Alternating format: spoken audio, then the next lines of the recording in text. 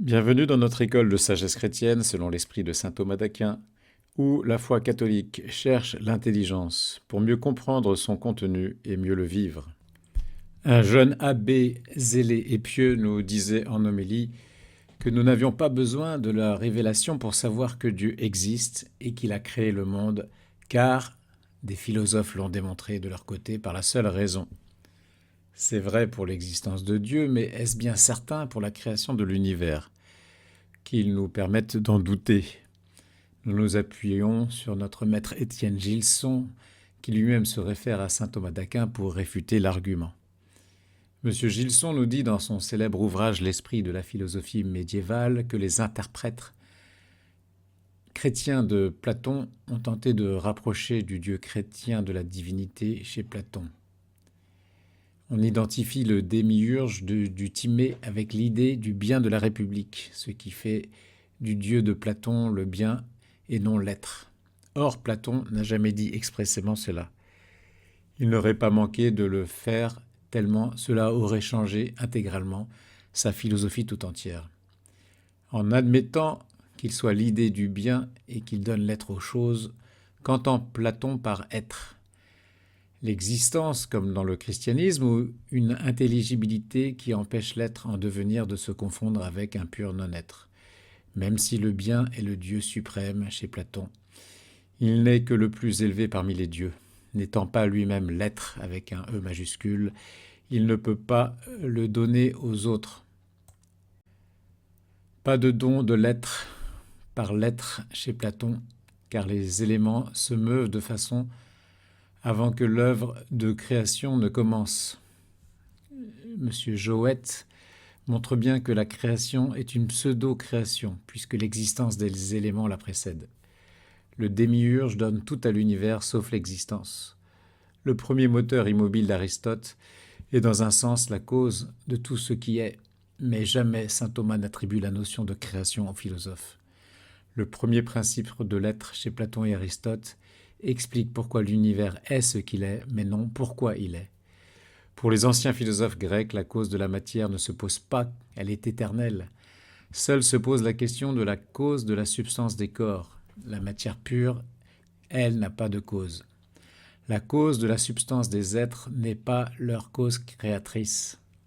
Progressant au-delà, d'autres distinguèrent par la pensée, nous dit saint Thomas, la forme substantielle et la matière, qu'ils estimaient incréées, et ils découvrirent que les transmutations des corps se faisaient selon les formes essentielles, et ils leur attribuaient des causes plus universelles comme le mouvement du soleil le long de l'écliptique selon Aristote ou les idées pour Platon. Thomas accorde à Platon et Aristote la connaissance de la cause universelle de la substantialité des êtres, mais il leur refuse d'avoir connu la cause de l'existence de ces substances.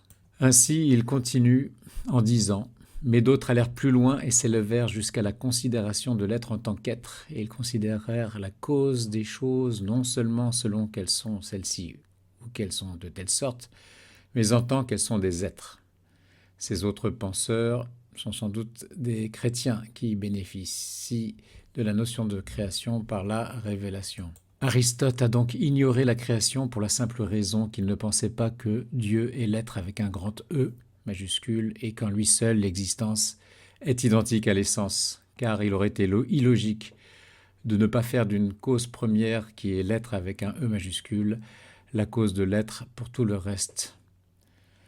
Deuxième point qui montre que la création ne concerne pas la philosophie. Même si l'on sait par révélation que le monde a été créé, la création ne se démontre pas philosophiquement pour autant. Gilson explique très bien cela dans son encore plus célèbre livre Le Thomisme. C'est une position que saint Thomas a fermement tenue dans sa somme théologique. Nous le citons. Donc, la nouveauté du monde ne nous est connue que par la révélation et on ne peut l'établir par démonstration. Saint Thomas est catégorique là-dessus. L'éternité au nom du monde fait partie de ces problèmes dialectiques pour lesquels il n'y a pas de démonstration possible, selon saint Thomas. Les aristotéliciens avéroïstes, condamnés en 1270 par l'évêque de Paris, évêque Tempier, pensait que puisque Dieu existe de toute éternité, le monde, comme sa cause suffisante, existe aussi de toute éternité. L'action de Dieu est éternelle et n'est pas conduite à l'acte par un agent antérieur, donc le monde a toujours existé. De même, il existe des natures incorruptibles, telles les corps célestes ou les substances intellectuelles, c'est-à-dire les anges, et ce qui est incorruptible ne peut pas avoir de commencement et est donc éternel. Voilà l'argument des aristotéliciens avéroïstes, qui sont aussi des chrétiens dans le cas présent. Mais Dieu n'agit pas par nécessité de nature, mais par volonté libre. Nous sommes trompés par le rapport entre la durée des choses créées et la volonté créatrice de Dieu. On peut attribuer la raison pour laquelle telle créature particulière est telle, en se référant à quelque autre créature, en nous référant à l'ordre de l'univers, où les parties sont en vue du tout. Donc pour saint Thomas, là, dans ce cas-là, on peut s'appuyer sur quelque chose qui existe déjà pour expliquer une autre chose. Mais quand nous pensons au commencement de l'univers entier, il est impossible de se référer à une autre réalité créée pour trouver la raison qui explique pourquoi l'univers est tel qu'il est, puisqu'il n'y a pas d'autre univers auquel se référer. On n'a pas non plus accès à la raison divine qui est infinie et inépuisable pour le comprendre, ni à la bonté divine qui se suffit à elle-même. La seule explication est dans la simple volonté de Dieu, en qui la notion de temps est indifférente, puisqu'il n'est ni limité dans la durée ni dans la quantité. Volonté qui nous est aussi complètement inaccessible par notre raison limitée livrée à elle-même. Le temps ne préexiste pas à la création. On ne peut donc dire pourquoi Dieu a voulu créer l'univers à tel moment plutôt qu'à tel autre. Comme on ne peut pas prouver l'éternité du monde, on ne peut pas prouver non plus la non-éternité du monde. Certains ont argumenté, entre autres, qu'il y aurait trop d'âmes humaines si l'univers était éternel.